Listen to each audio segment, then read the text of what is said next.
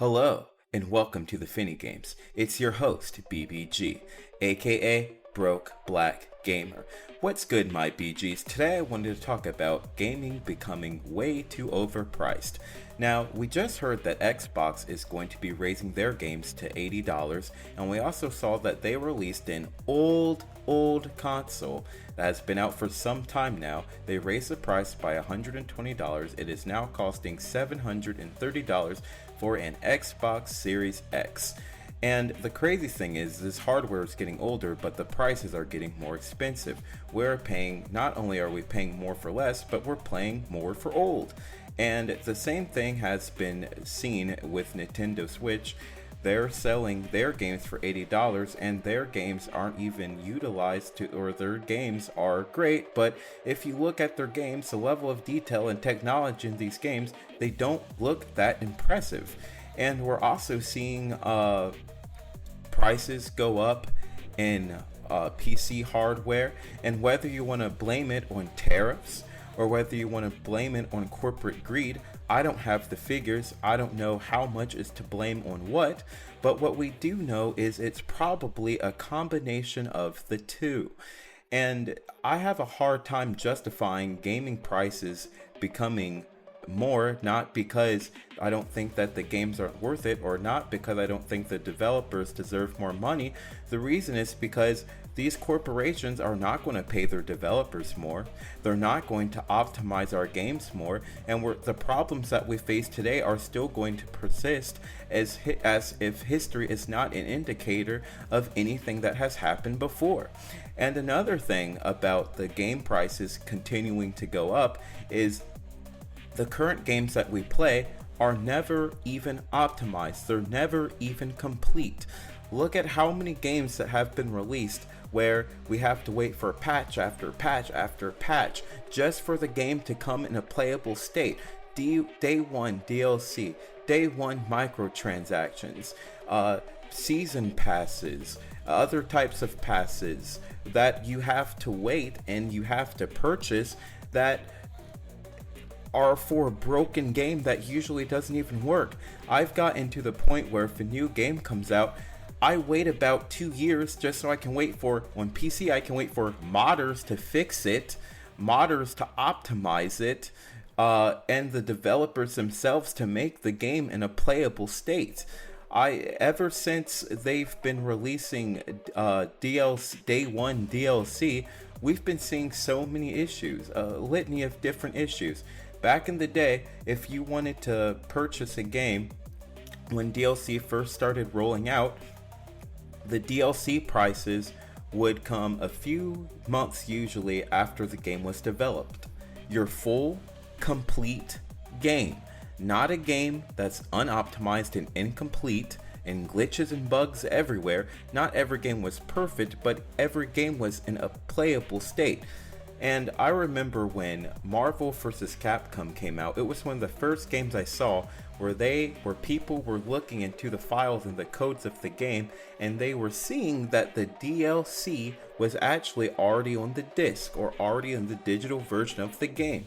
And that rubbed a bad taste in a lot of our mouths because it was one of the first times in the gaming industry where we felt like we were being stiffed and ripped off, because usually the DLC would come months after to enhance what we already had, and it came off as greedy, like they were holding something back just so we would pay more.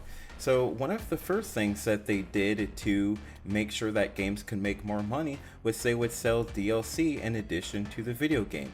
Then DLC evolved into season passes. So this happened because they would release 4 or 5 DLC packs usually, and each one would be about $15, $10. It really honestly just depended on the game. And people were buying them, but some people would skip out on the ones that they didn't want. But of course, they wanted more people to buy these packs, so they gave each DLC a discount and they put it inside of a bundle. And then the bundle evolved to your season pass. And the season passes were also released with the game could be pre-ordered, so it was like day one DLC but also a day one pack.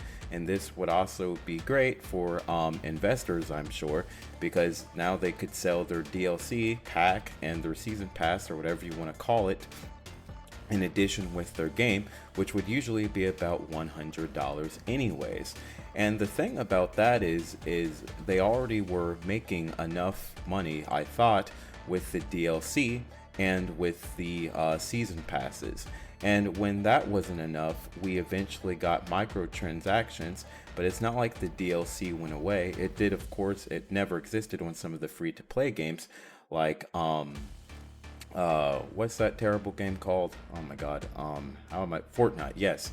So games like Fortnite, they would get microtransactions, and that's how they would fund the game. And games like Grand Theft Auto 5, they actually made more money just from microtransactions alone on their GTA 5 online than they actually made from selling copies of the game, because it was just a way to keep people. Not only did it expand the lifetimes of games, but it also made people keep spending money in their digital video game world. And so that seemed like it was like a win-win model for developers and consumers, because it was an option. You had the option if you wanted to enhance and keep paying more for your game or further evolve your game. But again, like, this is when in these times these games were actually being released, they were actually complete. Now we get cut down gimped games, and we're at risk of paying more for these cut down gimped games. And we know PlayStation will soon be announcing their $80 games, and Grand Theft Auto 6 is about to announce a $100 game. A studio like Rockstar is actually, I would think their games could be worth $100 for sure. But that doesn't mean they're still not going to have microtransactions. That doesn't mean they're not going to have season passes. That doesn't mean they're not going to have DLC. So does that mean that the season passes is a microtransaction and everything else are going to go up as well? How expensive are these games going to be? And with these things getting more expensive too, we can expect things like Xbox Game Pass to go up, EA Play to go up, and just everything in general to go up. And of course, if these go up, you know that some more third-party studios are going to increase the prices to their games too, and they're all going to say like, hey, we have Rockstar level games, like we're like Grand Theft Auto, like look at us. Like, who's to say that Peppa Pig Adventures isn't as good as Grand Theft Auto 6? Our Call of Duty campaign that we release every year, it's definitely as good as Grand Theft Auto 6, if not better. It's definitely better. And you know that companies are going to do this because they're all full of corporate bullshit. So with that being said, we're going to have to deal with every game eventually getting to $100. I give it to next year. And I didn't even realize that games had gone up to $70 because, again, like I've just been playing a lot of old games. I admittedly did pay $110 for the Dragon Ball Sparking Zero game because I knew I was going to put a lot of time into that, and I wanted all the DLC before it was launched. And I'm still waiting on a lot of the DLC, and the DLC for that game, like many other games that I've played, are disappointing, and they usually have less value and less content than their PS2 counterparts anyway. Sure, we have prettier graphics, but like for time to time, like, it's not, in my opinion, it's not as good as the value, even if it looks better. And that's the other thing. Again, these games, they are in such a sad, sorry, miserable state, usually unoptimized and unfinished games that we're paying extra for as we wait again. Like I've said earlier, we'll keep waiting for updates to enhance and fix these games, and now we're going to be paying even more for slop. Like, again, like, just because we're paying more, I've said it already, I'll say it again, that does not mean that these games are going to be worth, they're not going to be any better. And that's my fear. And that's just the game part of things. And now that they're raising the prices of the hardware too, how long is it going to take for, we're not going back. That's something that I know. So I'm not really going to pay attention as much to the old trends because this is something new. So when are we going to so how long is it going to take now for prices of consoles to drop? Or like, I know that old consoles and old GPUs and PC parts, well, they will not appreciate, but it's just so crazy to me that our inflation is so bad that our old devices are starting to appreciate. For example, when I bought my 4080 Super, I got it for MSRP for $999. After tax, it was $1,096.47, and now they're being sold for $1,500.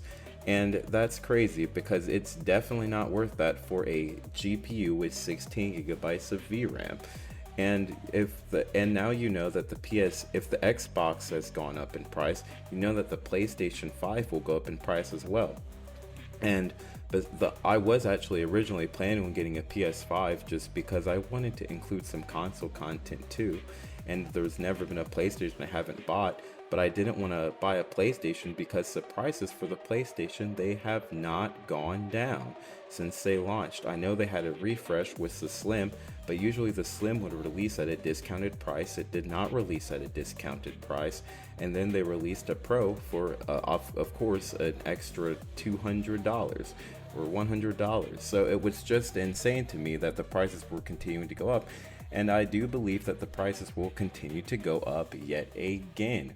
And we're not, and another thing is, like Nintendo, we've seen with the Switch 1, they have not lowered the prices to a lot of their exclusives games, and they're reselling a lot of these exclusives games for their full price.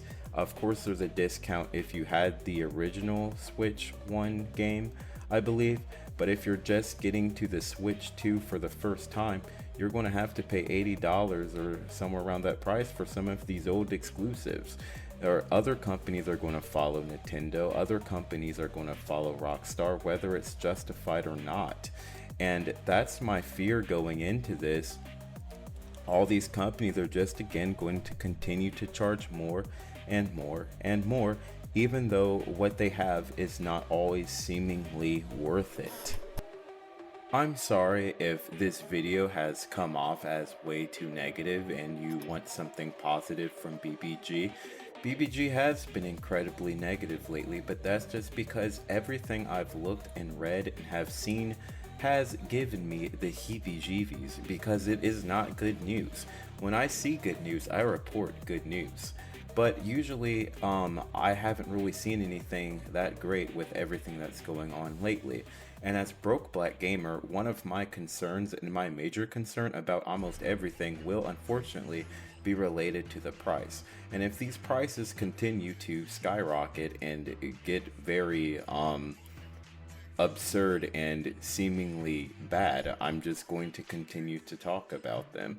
Not because I just want to have negative banter and talk trash about video games and developers. It's mainly because I do have concern for a hobby that I love and a hobby that I can afford.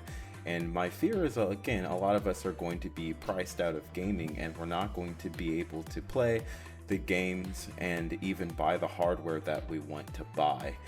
And that's just something that's really sad, because even though video games have been, there was a gaming crash before a lot of us were born, and there's been terrible things that have happened in the past, that doesn't mean like we want to repeat these things and make it a cycle to where many people miss out on the good aspects of gaming. And I know there's not really much any of us can do, because even if things are bad, the average person and casual person is just going to go out and buy it anyways. I mean, look at the Switch 2. The Switch 2 the pre-orders are sold out already. And one of the main things a lot of people in the community like to tell others is stop pre-ordering. Pre-ordering is a good way to ensure that you can potentially get a good product, but no one seems to care, and no one likes to wait. And honestly, sometimes we have been punished for waiting, because as we've seen, the prices can go up. Like, imagine if you were waiting, if you were a crazy individual and you were wanting to buy an Xbox Series X this holiday season, and you had a budget and it was already too expensive for you, but poof, now it's already $120 more. You were punished for waiting. In some cases, like in PC parts, I've seen that you can be rewarded for waiting, but again, if you wait too long, you will be punished. If you wait just the right amount of time, you'll be rewarded. But it's so uncertain, you never know. It's not like there's just consistent prices anymore, because MSRP doesn't mean anything in any form of gaming now. So it just really is unfortunate that gaming is becoming stressful because of the prices. And I had more fun in the past when I could just talk about how crappy games were or how good games were with consistent prices. And I understand we're going through some different times, but I feel like it's healthy to talk about these things, because I don't think it's a good thing just to be a corporate cocksucker and just say, hey, these developers have our best interest, they're doing everything they can to help, I just want to have fun. I'm not looking out for my own self-interest. I have a good PC. I have a 4080 Super with a 9700X build, so I'm good for now.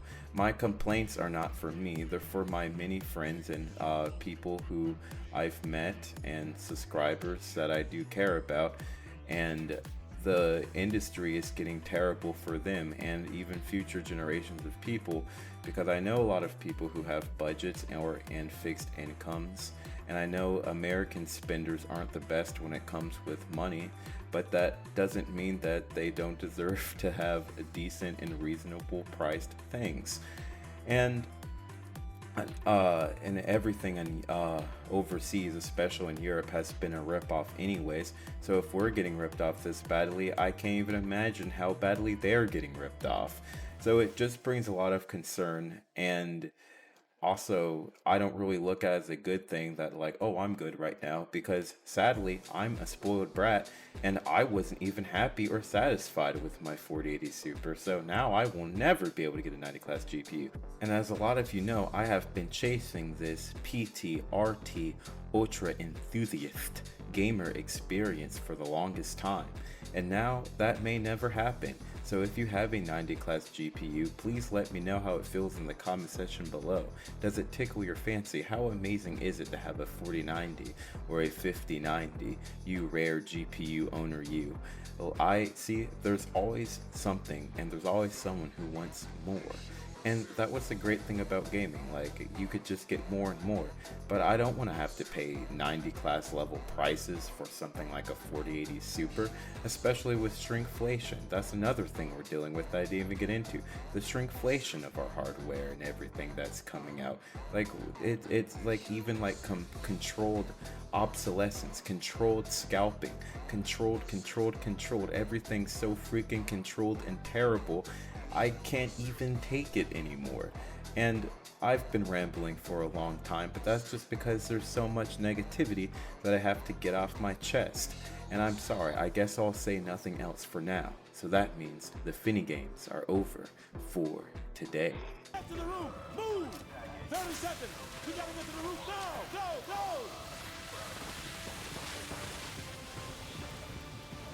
Use your bird! Countersign detected at Whiskey Hotel. Aboard. We got a countersign. Abort mission. Aborting weapons release. Rolling out. So, when we going to Moscow? Not soon enough, man. But I know we're gonna burn it down when we get there. When the time's right, Corporal. When the time's